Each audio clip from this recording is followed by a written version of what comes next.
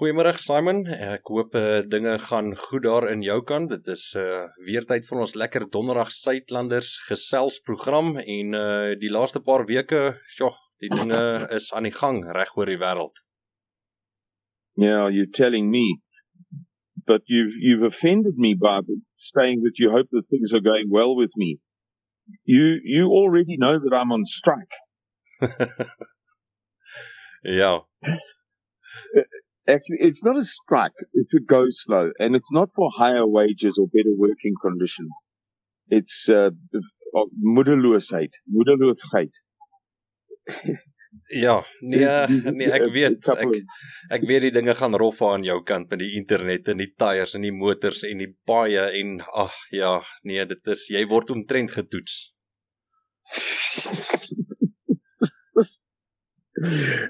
Jimmy, I'll tell the story for the listeners' benefit of why I've gone on strike. And that will lead us to another good topic. The long and the short of it is that where I live, the roads are rough. And I've had a lot of internet problems, and for months last year, months and months, I bent over backwards to come into town.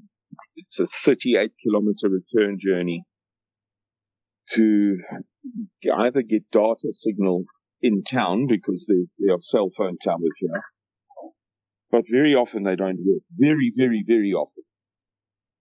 And so I would then get signal from the hotel or the restaurant and work like that. And it was flipping difficult.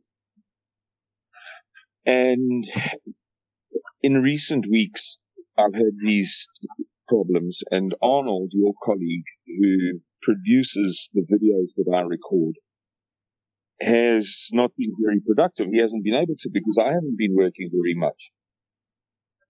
And so he said to me yesterday, and I'm saying this tongue-in-cheek, I mean, I fully understand poor old Arnold's position. He said to me, don't you think Mr. Miller's getting fed up? I said, I'm sure he's getting fed up. But, we'll catch it up. Yeah. So he said to me, well, maybe you could just mention that, what is the reason? In other words, please make it clear to the world that it's not my fault, that it's yours, which is fine. If I was in his shoes, I'd be doing exactly the same. Yeah. I would also say, hey, listen, let the people know that it's not my fault that I'm not doing terribly much at the moment. But Arnold's going to sweat bullets. If the past is anything to go by, I can record far more videos than he can produce. He's going to be pleading for mercy once I get going. Yeah.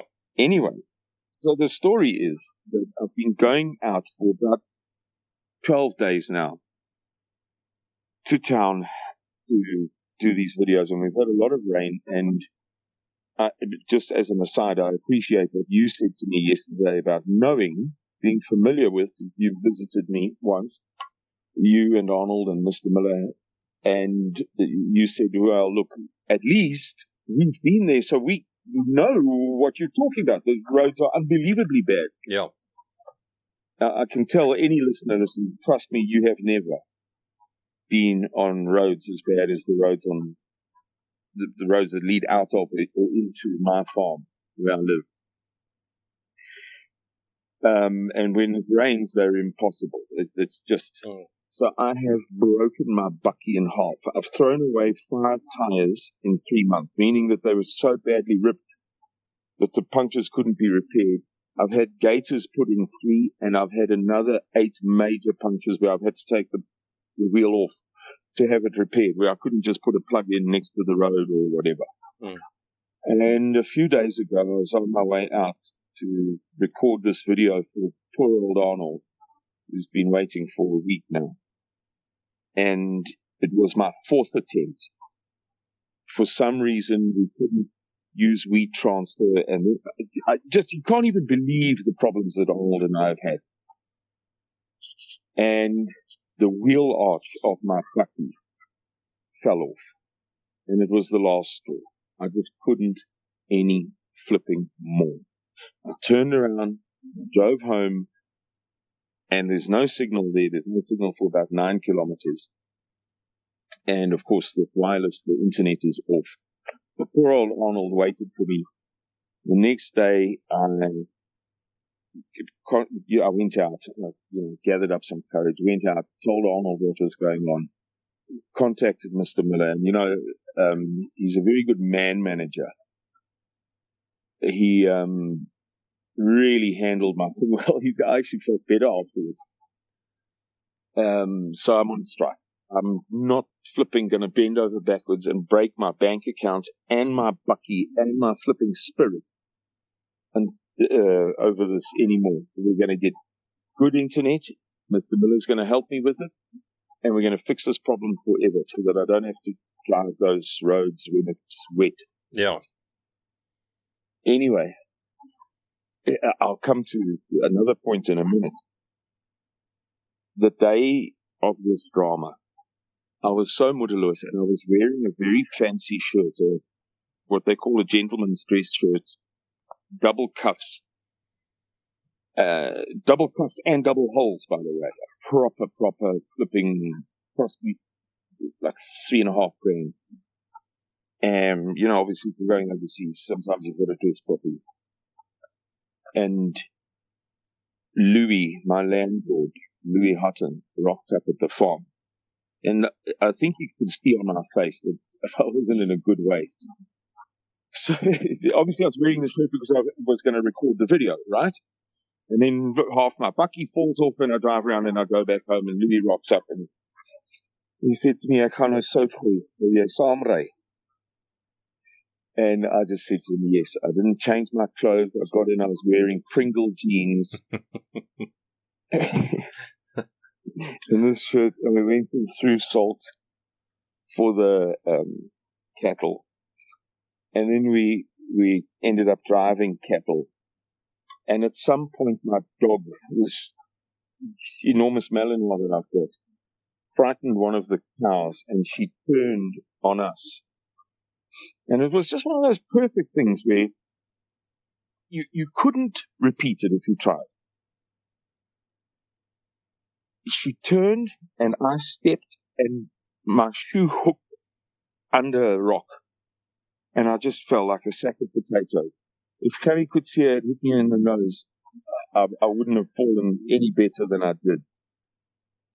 And with my one hand landed in a thorn bush, I dinged my nut, and my other hand's got about, you remember the old ladies' steaks? Yeah. They don't call them ladies' steaks anymore because it's not politically correct. But the little 150-gram ladies' steaks that they offered at restaurants. There were 2 chunks missing out of my right hand, each of them the size of a lady's steak. Sure. And and that was my day in this flipping shirt. I was just that flipping moedeloos. I couldn't any flipping more. But after a good chat with Mr. Miller, I felt better, and we'll do what work we can do, and what work we can't do, we won't. But we've got to sort out the internet. So I mention all of that because, as you know, typically, people get a lot of stuff. If you're on the groups that I'm on, they're active for 14 hours a day minimum, absolute minimum. And there's a lot of good quality stuff that I work through and that I place. And I do it 6 days a week. And now I'm not even doing videos with Arnold. And the groups, obviously, I'm not doing either. So people might think, geez, what's happened to this guy? But as I say, I'm on strike. And that brings me to, this Russia thing that's a hot topic. This previous subject was meant to lead into this subject, but I messed it up, but it doesn't really matter. We'll just talk about me going to Russia. And firstly, if anybody watches this video and they haven't watched Mr. Miller's video about me going to Russia, they should really do so because he did a fantastic job. Really, I'm so grateful to him. Some people have expressed concern that I'm going to be, communism, something. The Freemasons have a saying, to be one, ask one. In other words, we don't recruit, you have to ask. I've been approached to be a Freemason 5 times, apparently from an organization that never recruits. And I haven't been tempted. I lived on a Muslim island, Zanzibar, for a year. They tried to convert me about 1 million times. The chances of me denouncing the word of God, who is the Lamb of God, as my Lord and Savior, and becoming a communist are just about nil. I'm not going to Russia to become a communist. Yeah. Oh, my word, Marius. Besides which, it's not a communist country anymore. If I wanted to become a communist, I would have done better to go to the communist headquarters. And I don't know, but I think that the Communist Party of the USA is headquartered in San Francisco. But it would have been much easier. Yeah. There are people who say that they think that Vladimir Putin, they've got it all worked out. They would know that Vladimir Putin is a communist. Now, I'm not so sure that guy is. Marius, in that environment, in the Soviet environment, if your aspiration was to be a bus conductor, you couldn't do it unless you were doing it for the Soviet state. If you wanted to play soccer, you went to the World Cup, FIFA World Cup. They used to wear they would wear white or red strips, the Soviets. It was big CCCP. It didn't mean you were an avid communist. It meant that you were a blooming soccer player. Yeah. And if you wanted to be a spy, if that was your thing, like if you grew up desiring to be James Bond or the famous, well, I say famous, nobody knows of him, although he is unquestionably the greatest adventure character of the 20th century, was an Afrikaner called Fritz Duquesne. Why nobody knows about him, I can't tell you. It stymies me. But he is unquestionably the greatest adventurer, spy-type character of the 20th century, bar none, end of flipping story. If you wanted to be that kind of James Bond, Fritz Duquesne, whatever, the Soviets also had a legendary spy duty. You didn't really have much latitude, but to do it for the Soviet state. So, I don't think Vladimir Putin goes to church, who participates in the ceremonies, who says all the words, unlike Donald Trump, who, when he was sworn in now, didn't put his hand on the Bible. And Kamala Harris, who put the Bible upside down when she was sworn in. He participates. It may all be a charade. It may be a method that he's not doing, but being communist because of the support that he's given to the churches.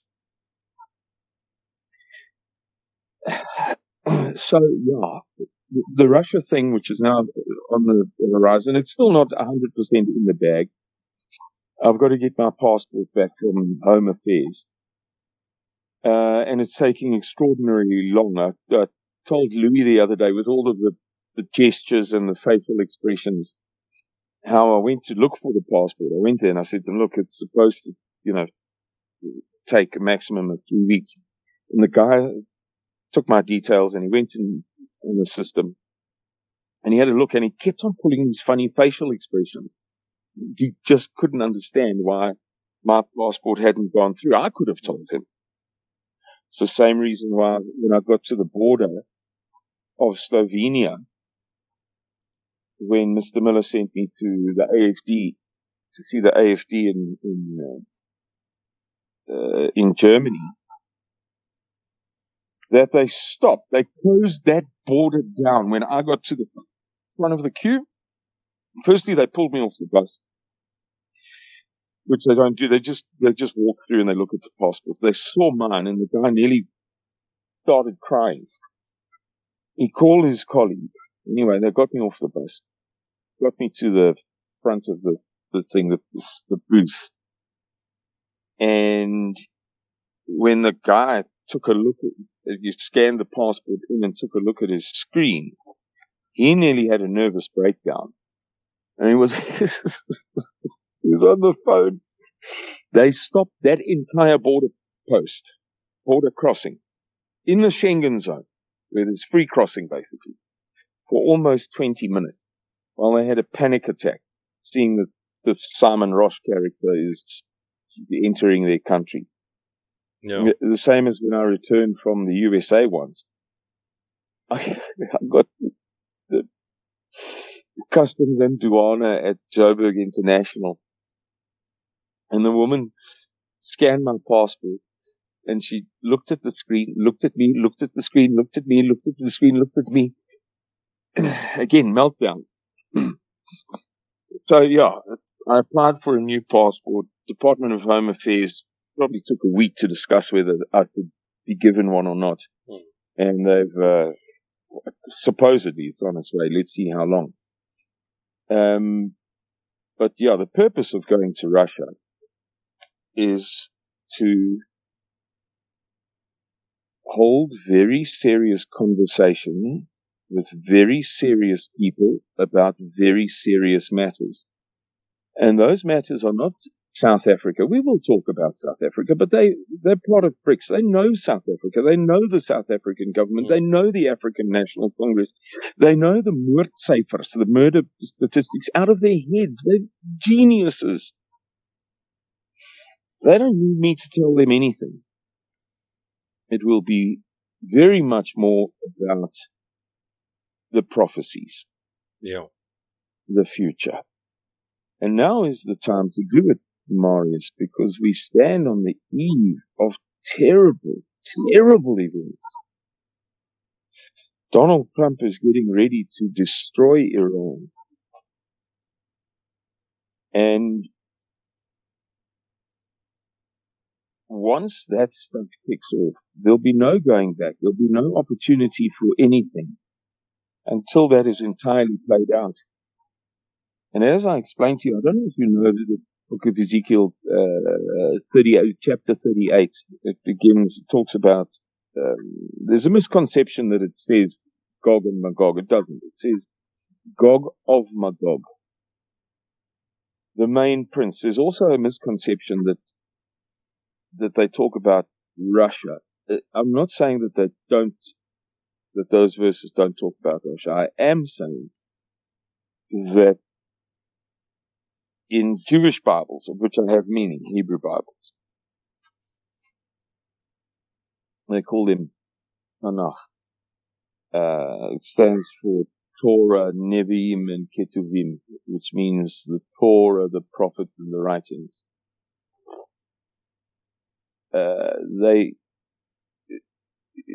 In English, in Hebrew, most words have two meanings. Very, very interesting concept. And they can be very, very, very different meanings. And so I'll give you an example. When Moses led the Israelites out of Egypt, there's a reference to a great multitude. That can be translated as good evening. And there is a very, very deep rabbinical debate about what is the meaning of the great multitude. And they don't believe, as we Christians do, that it's a reference to the Hebrews at all. And they have good reason for that. It's not that they're saying, oh, we think, there's a deeper meaning. It's that grammatically, it's dumb. Grammatically, it clearly means something else. Not in English grammar. We've warped the translation to suit ourselves. Or let's say if the English translation was literal, word for word literal, the grammar would be insensible. Yeah. And it's meant to be. It's not meant to mean, and the Hebrews had a great multitude. It's meant to mean, this is the debate. they say, one side of the debate is that it's meant to mean that the Hebrews were contaminated by evil spirits, that they brought out of Egypt evil spirits with them. If you translate it as great multitude, you might think, oh, what do you mean, evil spirits? How on earth does Simon get that? He's talking rubbish, man.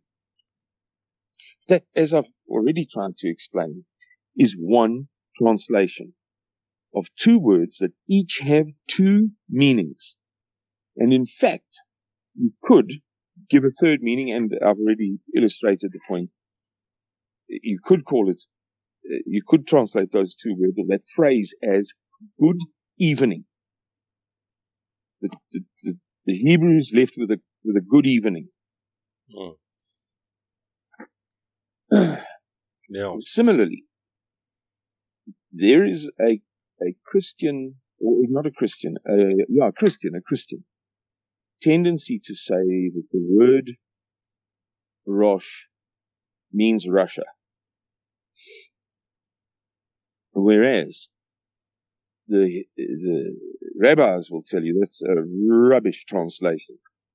That it's not grammatically sound. You know, Roche, Meshech, and Tubal. That it means great. So it goes, my memory. Gog of Magog, the great prince, over Meshech and Tubal. And then it goes on to, you can pronounce a B as a V in Hebrew. Tubal. So it can mean, and then it goes on to talk about the Persians, etc., etc., etc. But there is no explicit reference to Russia, except in our imaginations. I'm not saying that Russia is always the good guy. I am saying that many Christians have preconceptions that are based on fallacy, demonstrable fallacy. It's grammatical. And I've studied this hard, man. Hard. And they would just reject it out of hand. It's absolute rubbish. However, now I'm going to present a counter-argument. I'm going to dispute myself for your audience's amusement. Let's say that the placement of that word Roche was not with reference to the prince, but was with reference to what follows. So Roche, Meshech, and Tubal. There is a school of thought that says that the Third World War will begin next week. That is to say, in the Passover week of the year 5785, when it overlaps with the year 2025, the year 2025 comes a long way. It comes from Parsha Maketz, which means the biblical portion pertaining to the end times. In the Hebrew Bible, there are 50 portions of what we call the law, but which doesn't mean law. The word for law in Hebrew is something else. It means the Torah, that is to say, means something like guidelines or instructions. But as I say, we just make it up as we go along. We pay no heed to accuracy at all. And in Parsha Maketz, there's at the end of the Parsha, there's a little mnemonic that's added by the rabbis, which I'm not saying is a good thing. I'm just saying it's there for a reason. When they don't analyze the number of verses in the portion, they analyze the number of words for reasons that I cannot tell you, reasons that go back to Babylon, to the Babylonian dispersion. So the year 5785, their year, when it overlaps with the year 2025, and when they overlap with the year of in the Chinese zodiac, the year of the boomslang. Now that sounds absolutely ridiculous, but that's what they believe. They believe that next week is the week that the final cataclysm of mankind, the end events, will begin. And that's my story. I did a bad job of what they call a segue. S-E-G-U-E. But the Americans pronounce it segue. To move from one thing to another. That's why those little skateboards that you just lean on them and they drive. Oh, yeah. That's why they're called segways. It's spelled differently, but that's where it comes from. The name comes from. I did a bit of a bad job of segueing from chapter 1, my misadventures of last week, to chapter 2, the Russia adventure, but hopefully I've segued well enough from Russia into the fact that we are 2 days away from the beginning of the Passover week, in which supposedly the end of the world is to happen. Yeah. And I thought that your listeners, Marius, might have been entertained by that tale. Ja, no, definitely, Simon. Ja, ek dink daar's min mense wat weet, behalwe nou van die luisteraars wat nou al 'n geruime tyd vir my en jou geluister het, wat besef hoe belangrik dit is vir hierdie rabbies om hulle te volg en te weet wat is hulle tydlyn vir dinge wat moet gebeur en wanneer dit moet gebeur, en dit is altyd lekker as jy daaroor gesels, dat mens net weer herinner raak daaraan, laat luister hierso, volgens hierdie ouens, nie volgens ons nie, en nie volgens baie mense in die wêreld nie, maar volgens hierdie ouens sê hulle, volgende week is die week wat mense kan amper sê wat die oorlog gaan afskop in volle swang. Yeah, especially because, as I've mentioned to you before, Marius, the first principle of Judaism is, well, let me put it in reverse. The greatest sin in Judaism, worse than murder or anything else, is to not believe that the Torah is divine. And then there's an idiom. So this is a false comparison, but it is a false comparison that is made in Judaism. And the Jews understand that one is a biblical or a doctrine of faith. The other is an idiom. Like proverbs and idioms, as you have in Afrikaans, English, every language. Yeah. And it goes, equal to the worst sin is not to hasten the coming of the Messiah. Yeah. We have the luxury of being able to be lax about our faith. Because what's going to happen is going to happen. The Lord has it under control. Sy wil sal geskied, as you say in Afrikaans. Whereas they believe something different. They believe that they have a personal and individual responsibility to contribute to these events. If World War III is meant to start in the Passover week of the year 5785, 2025, Boomslang, the Chinese zodiac, there's a very good reason why the Chinese zodiac is included. People might say, oh, that's absolute nonsense. How can the Jews also be Buddhists at the same time? The story is far too long to tell on this in this forum, but there are two very good videos on the internet. I would recommend them, but people wouldn't understand them unless you have a working knowledge of Hebrew, Aramaic, and Yiddish. It's a complete waste of time. But people can certainly look up the titles and see for themselves.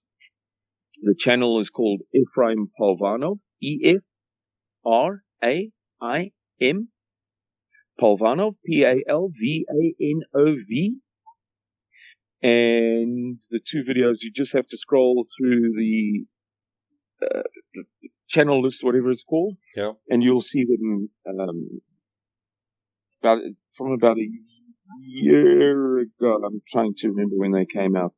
The one is explicitly Chinese zodiac and Judaism, something like that, and the other one is the dragon and the snake or something like that. Where they explain why it is that ultimately they worship the snake. Okay. But nobody will understand the word, so hopefully they'll just take my word from the titles. So they believe that it is incumbent upon them to get these things going in this coming week, so that the Messiah can come, so that they can raise to the ground the Dome of the Rock and the Al-Aqsa Mosque on the Temple Mount, so that they can build the third temple, so that the man can sit in it. And we know all about that from the book of Revelation. Yeah. Don't say that our listeners, I know that many of them have a very different opinion on that, and I don't say they should believe every word I say. Hopefully we can love one another enough to overlook this omstrede ding. There's an excellent pastor. There are some people who say that he's the most intelligent, living man of God, to use an old English expression, called Jacob Roche. His mother was Jewish and his mother was Roman Catholic and his father was a Jew, something like that. And highly intelligent man. And in one of his sermons, he talks about how he absolutely rejects pastors A, B, and C, but pastors D, E, and F, although he disagrees with them, he says the disagreement is 5%. I can't find Christian love for 5%. He said, I must find Christian love for 5%. He said, the other guys who are heretical, he said, I disagree with nothing that I disagree with everything that they say. Yeah. But for 5%, he said, so what? He said, it makes me furious that such and such a pastor says that. But I must love him. And hopefully we, as Suidlanders, can find Christian love for one another, even though some people will be horrified by the suggestion that Donald Trump is doing Israel's bidding in endeavoring to cause big events in the Middle East over this time period right now. May I be wrong? Ja.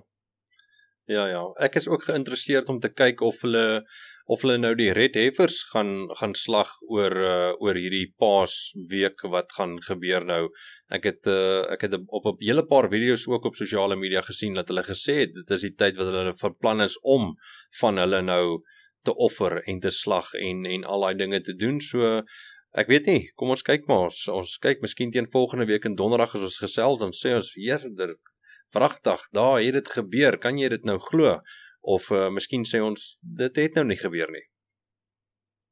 Yeah, Marius, I'm glad that you mentioned that to me, because I've taken my eye off that ball for quite some time. I haven't been researching the red heifers since I spoke to you about them, whatever it was, 7 months ago. So it's very, very good that you mentioned them to me. Thank you. That helps me to connect some dots pertaining to next week. I had privately developed the theory or the hypothesis that they'd slaughtered them and burned them in secret. Yeah. And that it was already done. But if you are seeing videos that are saying it's coming in, next week, that's very helpful to me. Good to know. Ek dink nog steeds hulle die wêreld se oog is nou bietjie op dit, maar ek dink hulle gaan dit nog steeds in die geheim doen. Ek dink nie hulle gaan dit 'n public display maak reg oor die wêreld om nou te sê hier slag ons hulle nou nie, hoeha nie. Ek dink hulle is bietjie hulle weet hulle was nou onder die mikroskoop vir 'n tydjie lank nou met hierdie red heifer storie. So ek dink jy mag dalk nog steeds reg wees. Hulle gaan dit dalk nog steeds in die geheim doen, maar soos ek gesê het, die video's wat ek gesê het is hulle beplanning is om dit nou in hierdie Passover week te doen. Maar ja, kom ons kyk maar, miskien lek dit uit dat hulle dit gedoen het of dit nie gedoen het nie. Well, the Muslim world will go wild because it will know that means that the Al-Aqsa and the Dome of the Rock mosques are about to be razed to the ground. They will go berserk, and then they will have the end war. Yeah. This is well, again, I may offend some people, but I say with love. I'm not perfect, and my life is not perfect, and I'm not saying that I've got all of the answers, but I study this stuff very hard. And anybody who's on my WhatsApp groups knows that I work 16 hours a day, 6 days a week, if not longer. I enjoy it. I like it. I'm doing a job that is suited to me and my personality. And I live in a place on Louis Hutton's farm where everybody works long hours, 6 days a week. So it's just ideal. It works for me. Guys, before you get offended, do the reading. If you haven't put in 1,000 hours of reading on this subject, please don't judge what I'm saying too harshly. The simple reality of the matter is that it is well recorded that this is the opportunity, as they would have it, to get the 35 Ishmaelite nations and the 35 Edomite nations to go to war for them, so that we destroy one another. Yeah. You know, the 70 nations of the world, they call it the sheep surrounded by 70 wolves. Israel is the one holy sheep, and it's surrounded by 70 other nations that just want to destroy it. And that may be what we're witnessing being lined up. You know, Donald Trump putting those B-2 Spirit bombers in Diego Garcia, or on Diego Garcia. As a matter of interest to you, Marius, fortunately this video is partly in Afrikaans, so foreigners won't listen to it. So I can be a little bit rude. If you want to know how, not conservative Americans, but how stupid normal Americans are, listen to this story. There was an American congressman called Hank Johnson, I believe. Hank Johnson. And I believe that it was Diego Garcia that was in question, which is part of the Chagos Island group in the middle of the Indian Ocean, northeast of South Africa. When they were at some point doing Senate hearings or House hearings about this naval and air base, Hank Johnson said, look, I think we should be very careful about this. You know, putting all of those ships there and building an airport there, and it's an island. And, you know, if we overdo it, if we get carried away and we put too much stuff on that island and it sinks or it tips over, then where will we be? We'll lose everything. Yeah. Gospel truth, you can look it up. It is still on the internet. That is how stupid the people who lead America are. Yeah. My Belgian Malinois Judith has more brains than the average person than you would. That more brains than the average person whom you could meet in the Walmart. But yeah, back to the point. Maybe that's why he put the B-2 Spirits there. Things are going crazy in Yemen. Donald Trump said, I've got my days mixed up. Would it have been today's Thursday, Wednesday, Tuesday, Monday? Monday, perhaps? He said they bombed Yemen, and there was a journalist, a very famous journalist, very, very highly regarded. He himself is a liberal, but he's very highly regarded by the right wing of the world. He's an incredibly reliable, honest human being. He tells it just the way it is. And he gets interviewed, you know, on huge podcasts, conservative podcasts, every day, called Pepe Escobar. He was there at the time. And he said that the bombings are obviously killing a lot of innocent people, but they're not getting the main missile launching sites. But apparently, what Donald Trump said after the bombing of 4 or 5 days ago, he said, they will not be able to sink American ships again. And so there have been about a dozen top documentaries, what do you call it? Not documentaries, interviews, podcasts, whatever. The top guys, getting 1 million views and more, made just in the past 5 days, where they're saying, what does he mean again? Nobody told us about the first ship that was sunk. We've heard endless rumors that a U.S. Navy vessel has been sunk. Yeah. But it's never been confirmed. The hell is this guy on about? So, my point being, we're a long way into this interview now. My point being that there's a lot of dramatic stuff going on there, and next week it might get even more dramatic. Ja. To end with. That's all from me, Marius.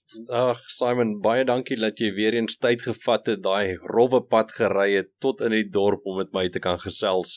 Ek waardeer dit opreg en kom ons kyk wat gebeur deur hierdie week tot en met volgende week in donderdag toe. Hoopelik is daar van jou internet uitgesort en miskien is die rooi koeie geslag of die rooi kalwe en wie weet, miskien is die wêreld aan die brand of miskien is dit nie. Kom ons wag en kyk maar. Strictly speaking, a heifer is a vers. Die rooi perse. Okay, nie kalvers nie. Nee, dit is 'n vers onder 3 jaar oud aan wie 'n mens nooit gedruk het nie. Wat she may not have more than 3 white hairs or 2 white hairs next to one another. That's the definition of the red heifers. Yeah. Verse under 3 years old. It's a verse, means it hasn't been covered by a bull. Yeah. It must be under 3 years old, and no human being should have pressed on her. And I've explained the hairs, maximum of 3 white hairs, but if there are 2 next to one another, then she doesn't count. And last but not least, I'll mention to you, you talk about that road, I forgot to tell you, on the way here! Oh, Marius! One of the discs of my brake came loose on that road. Oh, yes. Anyway, Marius, we'll keep fighting the good fight, and as you say, we'll speak to you again next week, but please, everybody, be patient during my strike, my go slow. Between Mr. Miller and me, we'll get a good internet solution. Yeah. I had the best in the whole world. But, yeah. Ja. Okay, Simon. Geseënde lekker dag verder vir jou. Same to you. Thanks, Marius. Bye.